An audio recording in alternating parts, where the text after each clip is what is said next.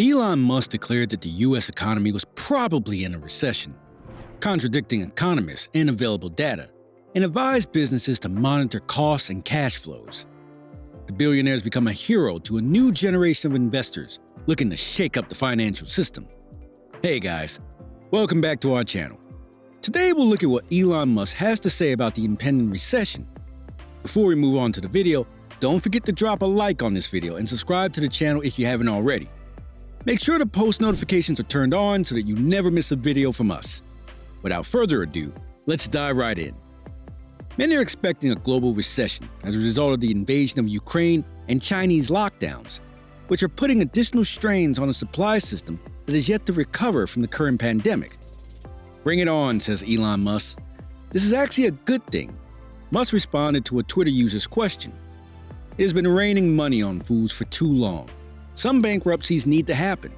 Also, all the COVID stay-at-home stuff has tricked people into thinking that you don't actually need to work hard, he concluded. Rude awakening inbound.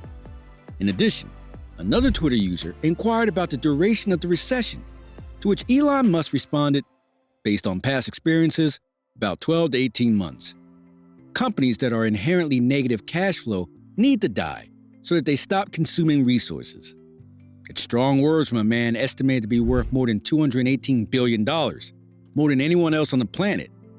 It also conveniently ignores that significant handouts Musk received in the course of increasing his net worth after paying $6.5 million for a majority stake in Tesla in 2004. How did Musk deal with the economic downturn and following painful awakenings? The Roadster, a Lotus Elise knockoff, was released in 2008 as the company's sole product. The coupe wasn't exactly cheap. With a starting price around $80,000, 2,450 global sales made Musk's view of mass-producing electric cars look like a pipe dream. A year later, however, Tesla received a $465 million loan as part of a federal stimulus package, money that largely paid for the development and production of the groundbreaking Model S. Musk, who is quick to point out that Tesla paid off the debt early, is able to move those cars thanks to a significant tax benefit for electric vehicles. He also profits from his automobile's lack of tailpipe emissions by reselling his stockpile of carbon credits to high-carbon emitting competitors under pressure to clean up, a total of $517 million since 2015. There's a reason why short sellers like Bill Ackman and others bet big on Tesla failing. If it hadn't been for the government raining money on fools, the company would have died along with Nikola Tesla.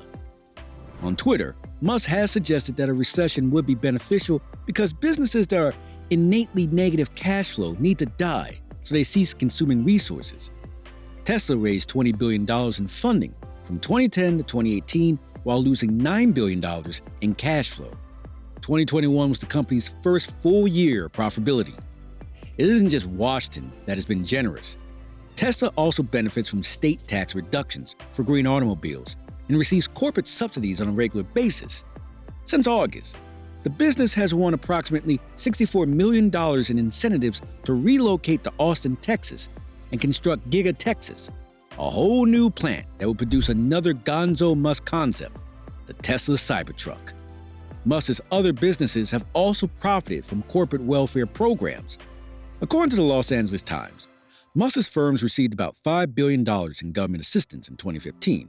That includes SpaceX, which recently received a $2.89 billion contract from NASA and a $653 million contract from the Air Force, both due in 2021, and SolarCity, which received $1.5 billion in government aid and lost money before it became absorbed into Tesla, which accepted payroll benefits from Donald Trump's $600 billion stimulus package. Musk is free to scold work-at-home employees as much as he wishes, but no one has been showered on more than him when it comes to handouts and loans. A recession might be triggered if the Internal Revenue Service raises interest rates to combat inflation. Musk could be referring to the multiple rounds of stimulus given to businesses and individuals during the outbreak's peak, as well as the growing number of office workers who prefer to work from home. He is known for pushing his employees to their limits, and he has long boasted about his intense work ethic. When it comes to Tesla's CEO, he reminds everyone of previous Republican President Donald Trump. Musk's main mode of communication, like Trump's, is Twitter. The software tycoon, like the real estate developer, seems to enjoy the limelight. Musk always manages to draw all eyes back onto him when another piece of economic news manages to take the show. His $44 billion takeover effort of Twitter has turned into a drama with unexpected plot twists. Every day appears to be full of surprises. Everybody believes Musk will complete the deal, which will leave him in debt more than a month after the offer was announced. As people battle with growing grocery store purchases and investors question if we are in a recession, the world's richest man, who sees himself as a global CEO, has just delivered his judgment on the status of the economy. Even though the recent financial market crash shows the investors' fear of a recession are at an all-time high, economists are currently divided on the status of the economy. In the first quarter, the U.S. economy shrank by 1.4% on an annualized basis. However, a slowdown in inventory growth and a widening trade deficit were the main cause of the dip. The economy's pillars, the consumer spending and business investment, both grew well. In March, the jobless rate was at 3.6%. The economy is still showing some resilience, but the first quarter GDP report signals the start of more moderate growth this year and next, largely in response to higher interest rates. Sal Goodyear, a senior economist at BMO Capital Markets, said, Musk advises businesses to keep a close eye on their costs and cash flows. Recessions are not necessarily a bad thing. I've now been through a few of them. And what tends to happen is you have a boom that goes on for too long.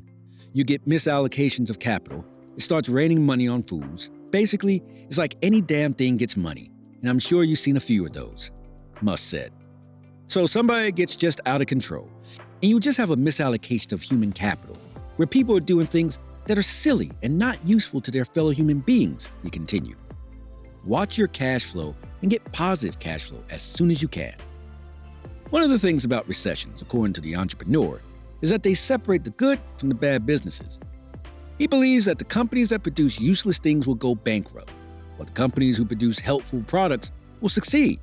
When asked if there was a difference in immigration between the current Biden administration and that of his predecessor, Donald Trump, Musk slammed Democratic President Joe Biden.